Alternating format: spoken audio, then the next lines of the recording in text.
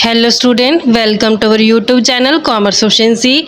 आज की क्लास में स्टार्ट करेंगे third chapter census and sample method of collection of data. इसे लास्ट क्लास में हमने कवर कर लिया है। जो चैप्टर था सेकंड कलेक्शन ऑफ डाटा, बिल्कुल डिटेल में कवर किया है। अगर अभी तक आपने लास्ट क्लासेस नहीं देखिए ताकि आपकी स्टडी में कंसिस्टेंसी बनी रहे। अगर अभी तक आपने मेरे यूट्यूब चैनल कॉमर्स एफिशिएंसी को सब्सक्राइब नहीं किया, सब्सक्राइब कीजिए और बेल आइकन जरूर प्रेस कीजिए ताकि जब भी मैं न्यू वीडियोस अपलोड करूं सबसे पहले नोटिफिकेशन आपके पास जाए, आप वीडियोस को देखकर आपकी स्टडी बूस्टअप हो।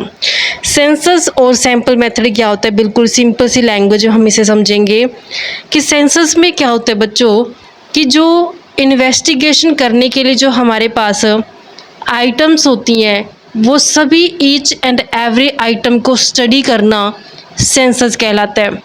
यानी कि यूनिवर्स के अंदर, पॉपुलेशन के अंदर जितने भी यूनिट हैं हर एक आइटम को इंडिविजुअल बेस पे स्टडी करना सेंसस कहलाते हैं। वहीं सैंपल में क्या होता है कि हम पूरे यूनिवर्स में से, पूरे पॉपुलेशन में से कुछ एक आइटम्स को सिलेक्ट कर लेते हैं, ऐसी आइटम जो पूरी पॉपुलेशन को, पूरे यूनिवर्स को रिप्रेजेंट करें, तो उस जो सिलेक्टेड आइटम है उसे सैंपल कहा जाता है। इसको हम एग्जांपल की हेल्प से समझेंगे। मान लेते हैं कि कॉलेज के अंदर टोटल 2000 स्टूडेंट हैं। टोटल स्टूडेंट कितने? 2000। एक इन्वेस्टिगेटर चाहता है कि इनका फैमिली बैकग्राउंड देखा जाए कि जो स्टूडेंट है इन स्टूडेंट का फैमिली बैकग्राउंड क्या, उसका डाटा कलेक्ट किया जाए। तो उसके पास यानी कि इन्वेस्टिगेटर के पास दो ऑप्शन होते हैं। पहला ऑप्शन क्या है कि जितने 2000 बच्चे हैं हर एक बच्चे के पास जाए और उसका डाटा कलेक्ट करे। दूसरा तरीका होता है कि इन 2000 में से कुछ ऐसे बच्चे सिलेक्ट कर ले जिससे पूरी पॉपुलेशन रिप्रेजेंट हो। तो जो पहला तरीका है वो कहलाता है सेंसस मेथड, दूसरा कहलाता है सैंपल मेथड। सेंसस मेथड में क्या होता है बच्चों, जैसे मैं आपको बिल्कुल डिटेल में एक एक चीज़ बताती हूँ इसकी, कि जो ये टोटल 2000 बच्चे हैं कॉलेज के, ये टोटल 2000 बच्चे क्या कहलाएंगे? ये 2000 बच्चे टोटल है जो ये पॉपुलेशन कहलाएगी। पॉपुलेशन, इसी को हम यूनिवर्स भी बोलते हैं। जो ये 2000 है ये एक यानी कि जो इंडिविजुअल यूनिट्स होती हैं इसकी, ये यूनिट को हम इसमें आइटम्स बोलेंगे। ये क्या है? आइटम्स है। सेंसस मेथड में क्या होता है कि एक इन्वेस्टिगेटर हर एक आइटम की इन्वेस्टिगेशन करता है इंफॉर्मेशन को कलेक्ट करने के लिए, तो होता है सेंसस मेथड। सेंसस जैसे मैं एग्जांपल देती हूँ आपको, जनगणना जिसे होती है अपने भारत के अंदर, जनगणना जो होती है वो हर 10 साल बाद की जाती है।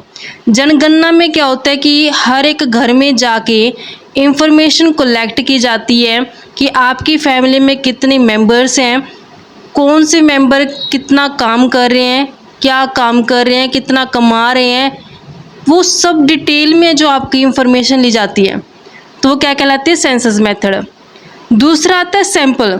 सैंपल में क्या होता है कि यूनिवर्स के अंदर जितनी आइटम है हर एक आइटम को स्टडी करने की बजाय इसमें से कुछ आइटम को सिलेक्ट करना, ऐसी आइटम जो पूरे यूनिवर्स को रिप्रेजेंट करे, उसे सैंपल बोला जाता है।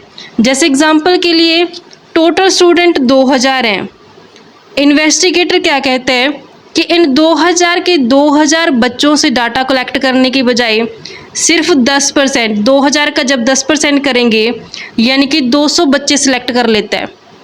तो जो ये 200 बच्चे सिलेक्ट किए गए हैं ये क्या कहलाएंगे? सैंपल कहलाएंगे। ये 200 बच्चे ऐसे बच्चे होंगे जो पूरे 2000 स्टूडेंट को रिप्रेजेंट करके चलेंगे। तो इन दोनों ही मेथड का यूज़ डाटा कलेक्शन करने के लिए किया जाता है, सेंसस मेथड का भी और सैंपल मेथड का भी। इसको अब हम डिटेल में स्टडी करते हैं। यहाँ पे गिवन है कि कौन से मेथड हैं स्टैटिस्टिकल इंक्वायरी करने के, सेंसस मेथड और सैंपल मेथड। सेंसस मेथड क्या होता है, इसे हम कंप्लीट इन्यूमरेशन मेथड भी बोलते हैं। कंप्लीट इन्यूमरेशन मेथड क्यों बोला है? क्योंकि पॉपुलेशन के अंदर जितनी भी यूनिट्स होती हैं ईच एंड एवरी यूनिट को इंडिविजुअल बेस पे स्टडी करना, इंफॉर्मेशन कलेक्ट करना सेंसस कहलाता है। जैसे एग्जांपल के लिए एक इन्वेस्टिगेटर चाहता है कि वो इन्वेस्टिगेशन करे कि कलर कॉम्पोजिशन कैसा है मारुति कार का इंडिया के अंदर, तो सेंसस मेथड के हिसाब से कैसे वो ये इन्वेस्टिगेशन करेगा कि इन्वेस्टिगेटर कलेक्ट करेगा जितनी भी कारें इंडिया के अंदर सेल की गई है, जितनी भी मारुति कार इंडिया के अंदर सेल की गई है, हर एक मारुति कार का जो यहाँ पे डाटा कलेक्ट करेगा इन्वेस्टिगेटर सेंसस मेथड के अंदर। क्योंकि सेंसस मेथड क्या होता है, complete enumeration of the universe और पॉपुलेशन, यानी कि यूनिवर्स और पॉपुलेशन ये एक ही चीज़ होती है। यूनिवर्स बोल दो या फिर पॉपुलेशन बोल दो, एक ही है ये। तो ये जितने भी यूनिवर्स और पॉपुलेशन के अंदर आइटम होते हैं, हर एक आइटम को स्टडी करना सेंसस मेथड कहलाता है। जैसे कि यहाँ पे बोला भी गया है कि सेंसस ऑफ पॉपुलेशन ये मोस्ट स्टेबल एग्जांपल है सेंसस मेथड का स्टैटिस्टिकल इंक्वायरी के लिए। क्योंकि सेंसस ऑफ पॉपुलेशन में क्या होता है, जिसे मैंने आपको एग्जांपल दिया था जनगणना का, ये वही जनगणना का एग्जांपल दिया गया यहाँ भी, कि इसमें क्या होता है कि जो कंट्री की पॉपुलेशन होती है उसका एस्टिमेशन लगाया जाता है आसानी से जनगणना के द्वारा। क्योंकि घर घर जा कर के इंक्वायरी की जाती है कितने लोग रहते हैं, इवन जो रोड साइड रहते हैं लोग, उनसे भी कांटेक्ट किया जाता है डाटा कलेक्ट करने के लिए। कि जो सेंसस ऑफ पॉपुलेशन ये कंडक्ट किया जाता है हर 10 साल बाद, यानी कि जो जनगणना होती है हर 10 साल बाद की जाती है। जो लास्ट जनगणना की गई थी वो फरवरी 2011 के अंदर की गई थी। अब लास्ट टाइम इसलिए नहीं की क्योंकि जब हमारे यहाँ पे कोरोना हुआ था तो कोरोना की जो वैक्सीनेशन लगी थी, तो उसी वैक्सीनेशन के बेस पे जो मोदी सरकार ने जनगणना कर ली थी, इस कारण से जो घर घर जाकर के इस बार जो हमारे जनगणना नहीं हुई थी कोविड के टाइम पे।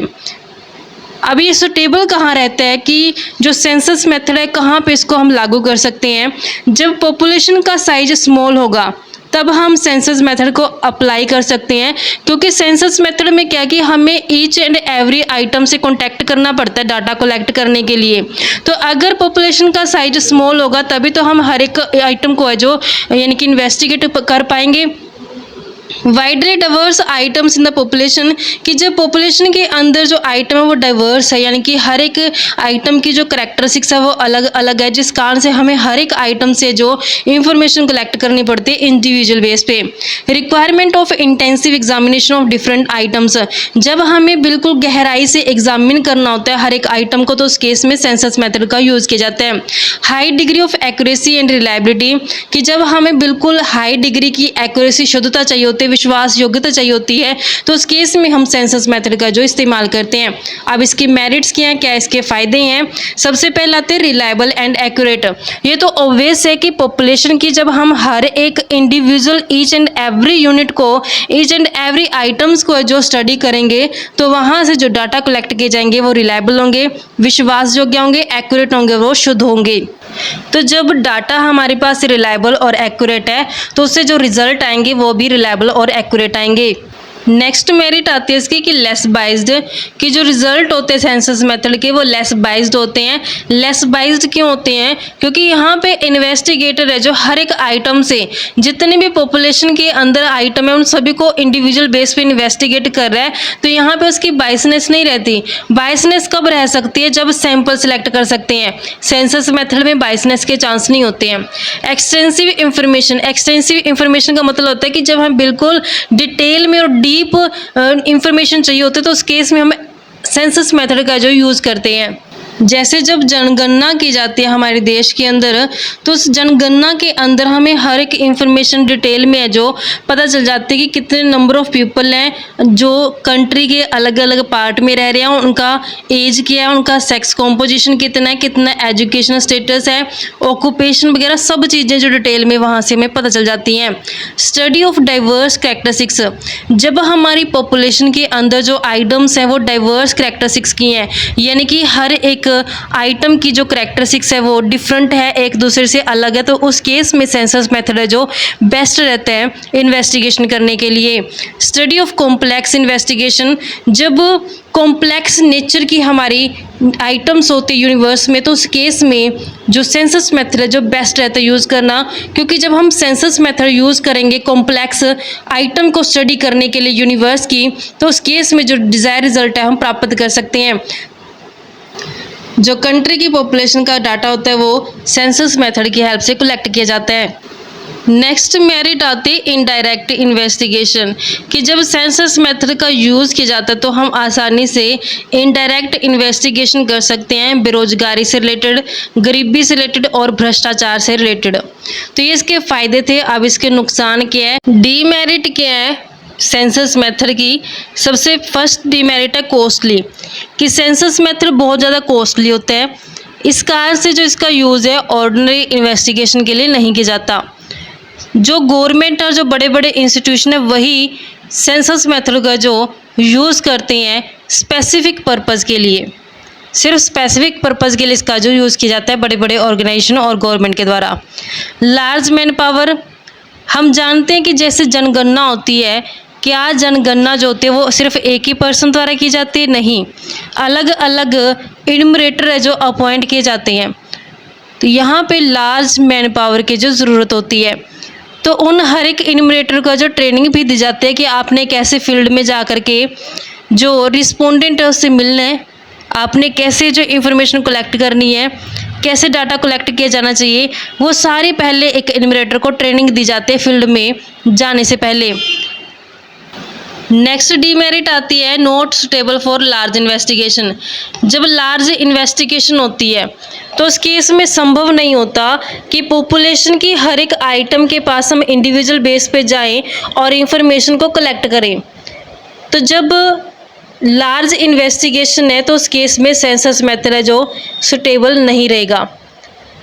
नेक्स्ट आता है सैंपल मेथड।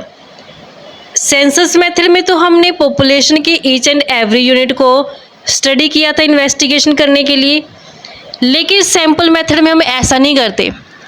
जैसे आपको मैं एग्जांपल देती हूँ कि जो चावल की बोरी होती है, हम चावल की क्वालिटी को चेक करने के लिए क्या पूरी चावल की बोरी को है जो खिंडा करके देखते हैं कि हर एक चावल की इन्वेस्टिगेटर करते हैं कि कैसी इसकी क्वालिटी है? नहीं करते, क्योंकि हम पूरी बोरी में से एक मुट्ठी भर के चावल निकालते हैं और उस मुट्ठी भर चावल के बेस पे पूरी बोरी के अंदर जो चावल है उसकी क्वालिटी को जज करते हैं।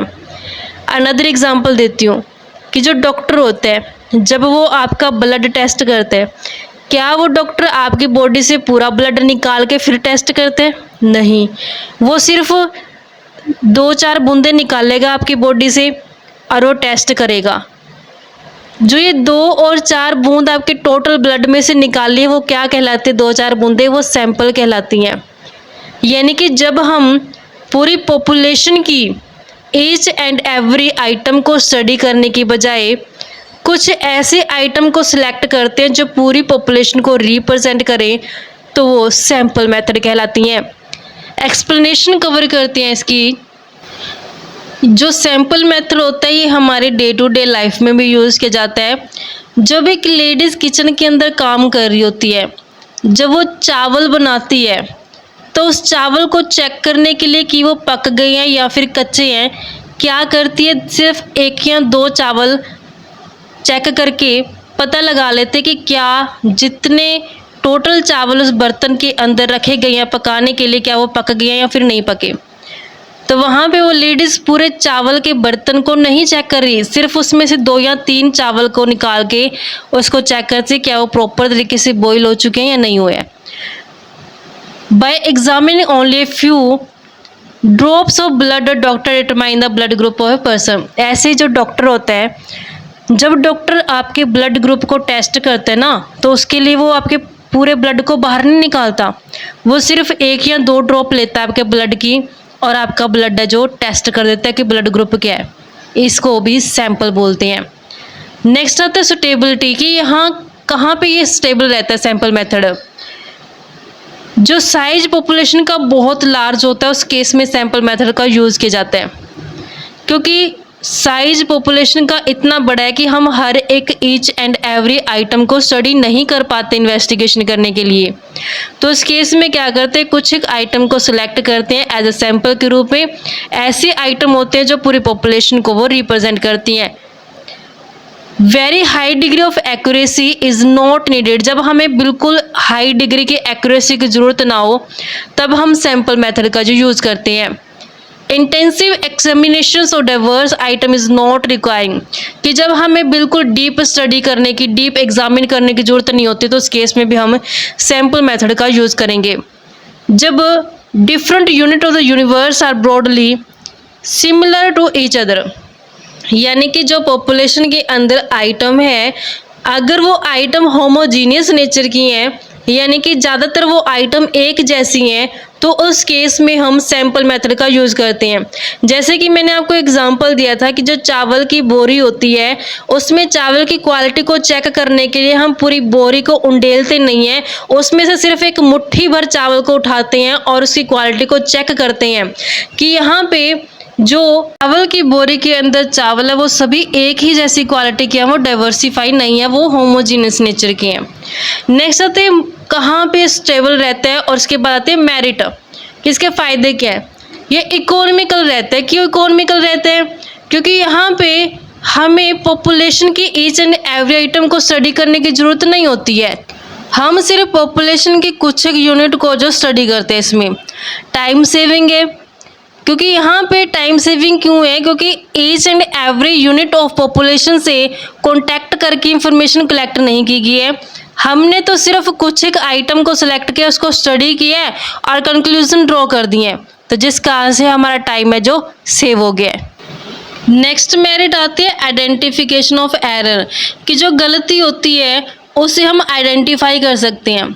सिर्फ लिमिटेड नंबर ऑफ आइटम को हम यहाँ पे कवर करते हैं, जिस कारण से अगर कोई गलती हो जाती तो आसानी से उसे आइडेंटिफाई कर सकते हैं कि गलती हुई कहाँ है। तो ये सैम्पलिंग मेथड है जो बेटर एक्यूरेसी लेवल का जो बताता है कि जो डाटा है वो एक्यूरेट है, शुद्ध है। लार्ज इन्वेस्टिगेशन, ये मेथड यानी कि जो सैम्पल मेथड है ज़्यादातर वहाँ पे सेट बैठता है जहाँ पे इन्वेस्टिगेशन लार्ज होती है।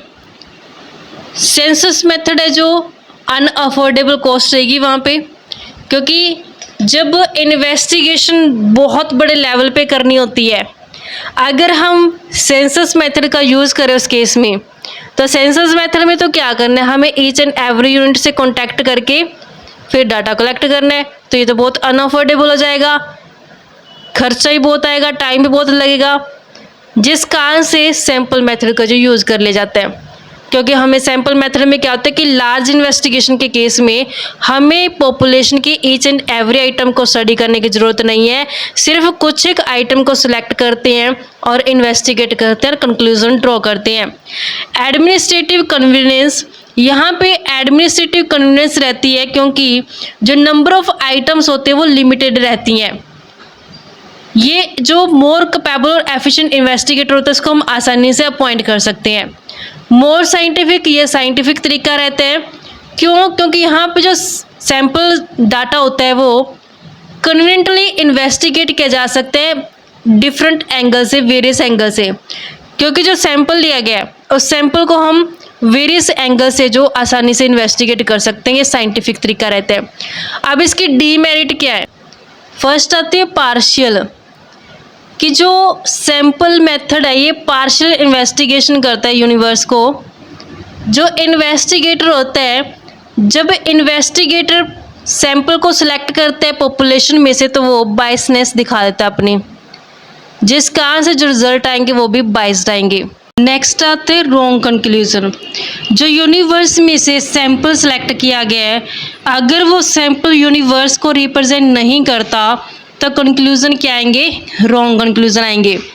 नेक्स्ट डीमेरिट रहती है difficulty in selecting representative sample. ऐसा सैंपल सेलेक्ट करना जो पूरी पॉपुलेशन को रिप्रेजेंट करे, ये आसान काम नहीं है। तो बहुत टिपिकल होते हैं काम रिप्रेजेंटेड सैंपल को सिलेक्ट करना। नेक्स्ट आते हैं difficulty in framing a sample. Sample को फ्रेम करने में डिफ़िकल्टी होती है जब पॉपुलेशन के अंदर जो आइटम हैं वो डाइवर्स करैक्टरिस्टिक्स की हैं, यानी कि हर एक आइटम की जो करैक्टरिस्टिक्स है वो अलग अलग है। तो उस केस में सैंपल को फ्रेम करना बहुत मुश्किल हो जाता है। स्पेशलाइज्ड नॉलेज की सैम्पलिंग के अंदर टेक्निकल प्रोसीजर को फॉलो किया जाता है। एक ऐसे पर्सन को चूज़ करना जिसे बिल्कुल अच्छे से नॉलेज और सैम्पलिंग टेक्निक के बारे में वो आसान नहीं है, क्योंकि ऐसे पर्सन है जो आसानी से नहीं अवेलेबल होते जिन्हें सैम्पलिंग की टेक्निक की प्रॉपर तरीके से नॉलेज हो। तो ये डीमेरिट थी। अब आता है कि एसेंशियल्स क्या है, सैंपल के लिए ज़रूरी क्या है। सबसे पहले आता है रिप्रेजेंटेटिव, कि सैंपल ऐसा हो जो पूरी पॉपुलेशन को, पूरे यूनिवर्स को रिप्रेजेंट करे। ये तभी पॉसिबल है जब रैंडम सैम्पलिंग हो, यानी कि हर एक यूनिट है जो पॉपुलेशन की उसे इक्वल चांस मिले सिलेक्ट होने का। इंडिपेंडेंट, कि जितने भी यूनिट है सैंपल की वो इंडिपेंडेंट हो एक दूसरे से। ऐसा ना हो कि अगर एक यूनिट को सिलेक्ट किया गया है तो उसके कारण दूसरी यूनिट को भी सिलेक्ट करना पड़े। डिपेंडेंट नहीं होनी चाहिए यूनिट, इंडिपेंडेंट होनी चाहिए। एक आइटम को सिलेक्ट करने से दूसरी आइटम के ऊपर कोई भी डिपेंडेंस है जो नहीं होनी चाहिए। नेक्स्ट आती है होमोजेनिटी, कि अगर एक से ज़्यादा सैंपल सेलेक्ट किए गए हैं यूनिवर्स में से तो ये सैंपल होमोजीनियस नेचर के होने चाहिए। होमोजीनियस का मतलब क्या होता है कि एक जैसे होने चाहिए। एडुकेसी, कि जो सैंपल सेलेक्ट किया गया पॉपुलेशन में से वो एडुकेट होना चाहिए। ऐसा एडुकेट होना चाहिए कि वो पूरी यूनिवर्स को रिप्रेजेंट करे, जिससे जो रिजल्ट्स आए वो भी फेयर हों।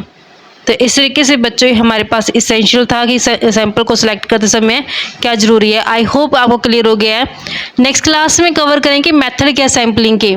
ऐसी रेगुलर क्लासेस के लिए आप मेरे यूट्यूब चैनल कॉमर्स प्रोफिशिएंसी को सब्सक्राइब, लाइक और शेयर करें। बेल आइकन जरूर प्रेस करें ताकि जब भी मैंने वीडियोस अपलोड करूं सबसे पहले नोटिफिकेशन के पास आए, आप वीडियोस को देखकर आपकी स्टडी बूस्ट अप हो।